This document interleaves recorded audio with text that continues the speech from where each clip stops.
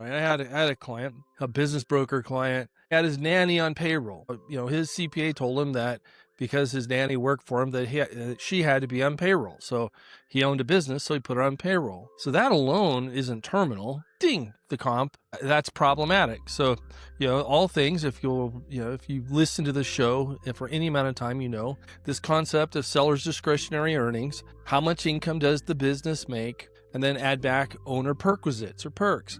Well, when all of a sudden you're saying, well, why should I dampen the value of my business because of the nanny on payroll, right? And then you give the buyer, the employee census. Well, who's this person? What does she do? Well, she watches my kids. Why is this on the business, right? Now, that may not be exciting for you, but for a buyer, you're like, what else is in this business? So personal expenses in the business, number one fatal flaw when you're trying to sell your business.